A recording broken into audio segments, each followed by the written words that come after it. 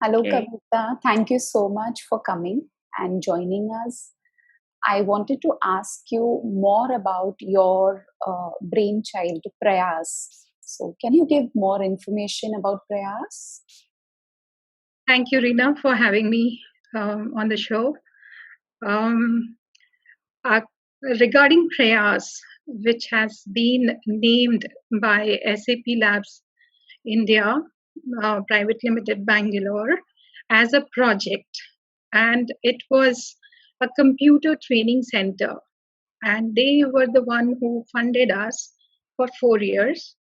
So Prayas was uh, called as the training center, but when I started working, it was like other than training, there were a lot of other things which were coming out of it with respect to the open educational resource capacity building program, and then as some apps that we created, etc. Now, if I go to the history of it, it was the year 2010 that we had iPads in picture in across the globe, and we also started hearing about a few stories. I would say that the iPads are very very useful for persons with autism, especially kids with autism. So what happened was, this was also, this was came to us through a gentleman named VR Feroz. He happens to be a dad himself, and he was in Gurgaon earlier, and he got transferred to Bangalore.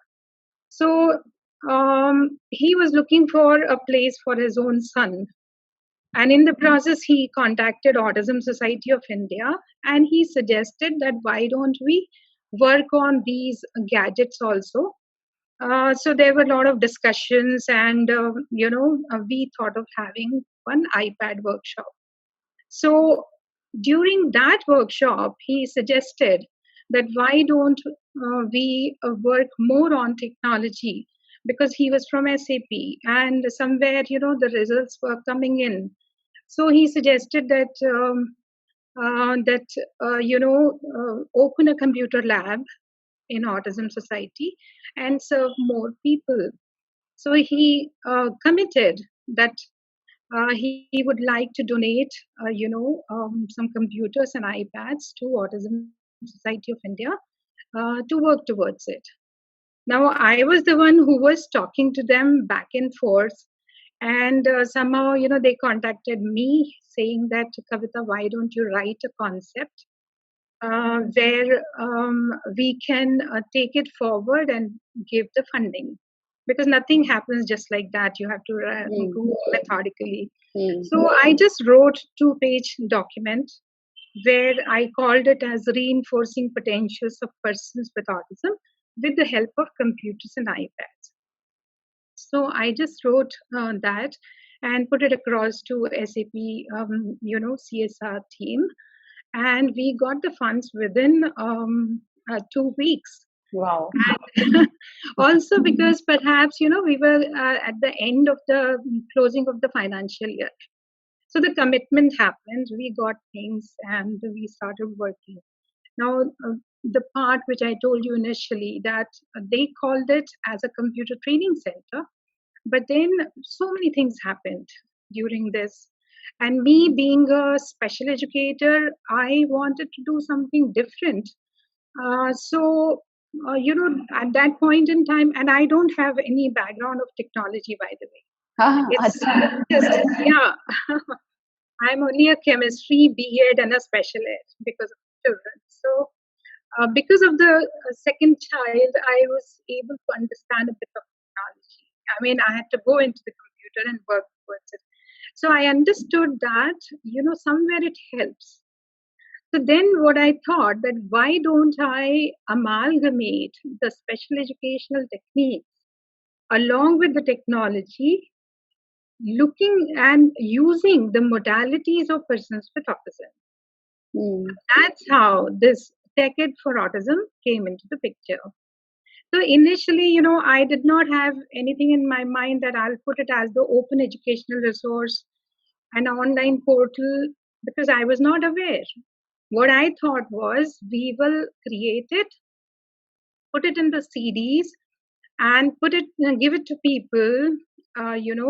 Whoever is interested can start working on the lessons which have been given in the CD.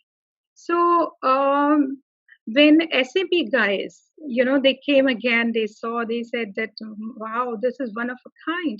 Why don't we create a website for it? I insisted that since we are working on the cognition and the skill development both, what I want the entire thing as that, it should be editable. It should be editable when a person is downloading it. Because otherwise, if you have the PDFs and images, etc., you can only look at it. You have to print and then work on it. So editable format. For that, we looked for Joomla platform, which offers you, this option.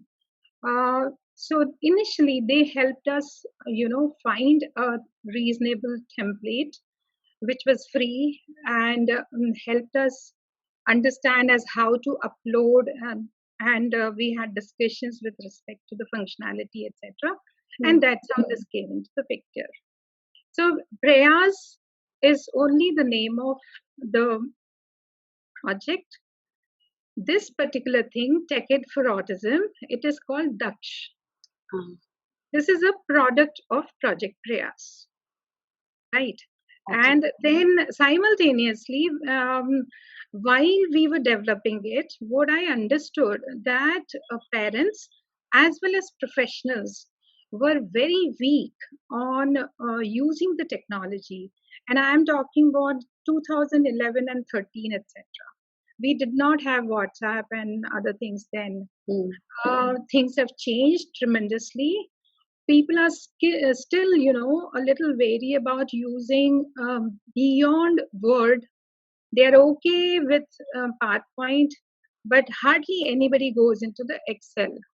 So then I thought, why not create one capacity building program and train the people on this portal as how to use it. So that also was done simultaneously.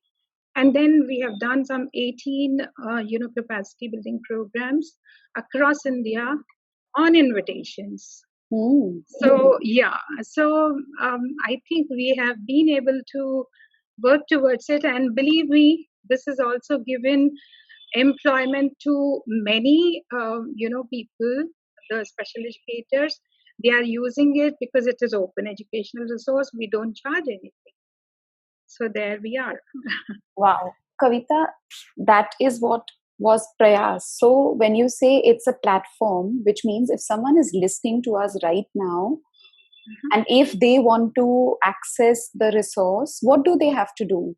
And what is the age group, of kids? And is it only for kids with special needs and autism, or it can be for anybody? All right. So this is an online platform. This is free. So all you have to do is to register yourself there. There are just 2 steps involved and very simple. So once you register, you have the access to download all the lessons. And the second part, though it is created for autism, but it can very well be used for other disabilities also, except for the visually impaired. Yeah. And what is the age group like, Okay, right. The age group, when we created, we also used the method of evidence-based practice. So at that point in time, we targeted 6 to 14 years of age of persons with autism. Later, we did have some, individuals who were 20, 18, etc. And the parents were very, very keen that why don't you give them a chance? So we went ahead. This was after the launch, actually. So we went ahead, we realized that it helps them as well. So, it is a spectrum, the autism spectrum disorder, right? We call it.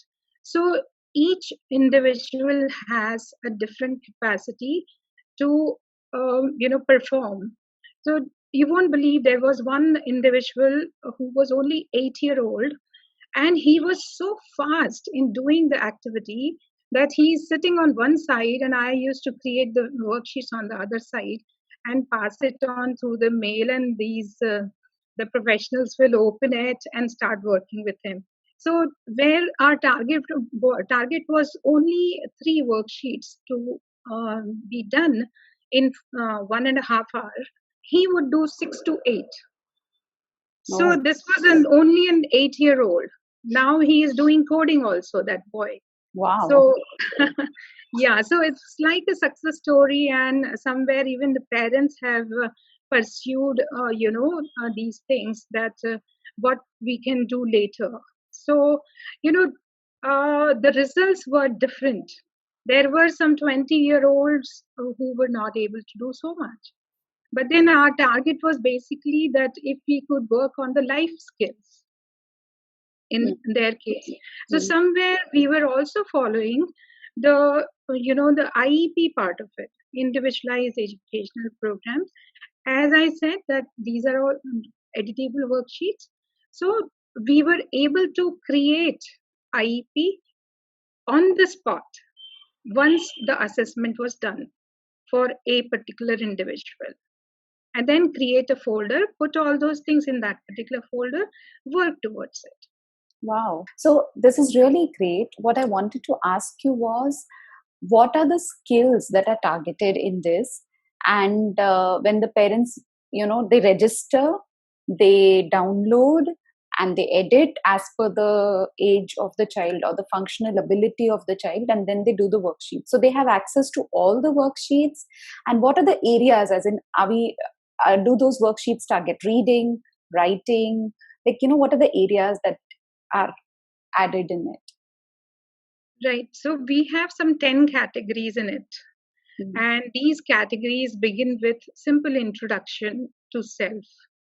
And then it goes into the readiness. Then it goes into all the 3 R's: reading, writing, arithmetic. Then we have things related to sequencing skills, things related to reasoning skills, emotional awareness, and of course the associative memory was brought in there later, which we have not been able to put up the lessons. But then it was like building the concepts, through associations.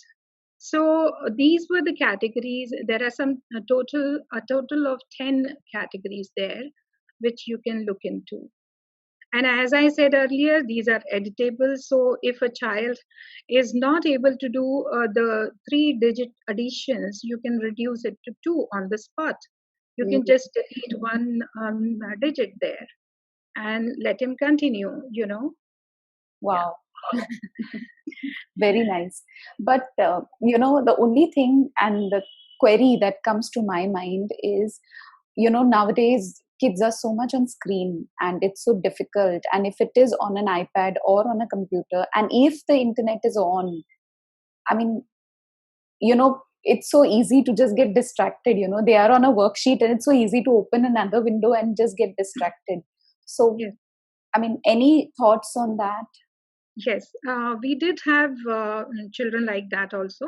Hmm. They were excellent and they are so swift in reaching out to what they want. Okay, Hmm. so some guy will go into solitaire, some will go into the internet itself and find some selling sites, etc., etc. So what we had to do, because we were in the process of creating something, what we had to do was to hide these things in different folders. Mm. That's what was done. Now, coming to the other point that they are going ahead with, going for the screen for a longer period, etc., I would say we have to bring in discipline from the beginning. And that is what I did as a parent also to my son. I said, only for this much time you will do. And somewhere, if you look in autism, we call them rigid, but I think they are very disciplined. If we create the schedule in such a way that, okay, from this time to this time, you will do this particular exercise, then another one, and so on. And we do have to be a little, strict about it. They may throw tantrum or something, but then uh, somewhere we have to work on the reasoning skills also. That's why the folder of reasoning skill was there, so in a very simple way, it is hard work. And another thing which I want to bring across is that for we got the good results when children were 10 plus. When they were a little younger, they were a little fidgety also, not paying attention to things, because we were asking them to do exercises.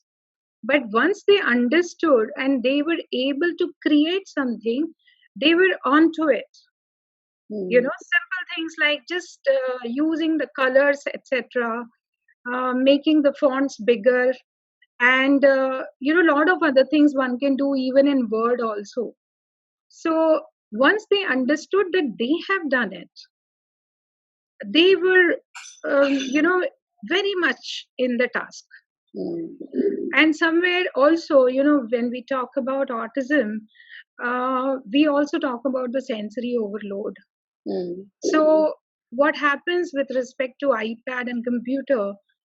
In fact, iPad, I would say first that it reduces a couple of the things. Say, for example, we have the keyboard on the computer, so it cuts down on that. You are using only your finger and you are onto the screen. You have apps which can be used over and over. So it just, it takes away all those distractibility and all those things. And children perform very well. There are some guidelines in the iPad itself that you can control on the screen also. Okay. So guided access and other things, so we used to use that also if the child was very distracted. If he had to finish one task, then we will remove that and go on to the next level. So all those things are there, where you can disable a few things, and guided access where whatever you want, make it accessible to the child. The rest could be controlled. So technology offers all those things. Wow.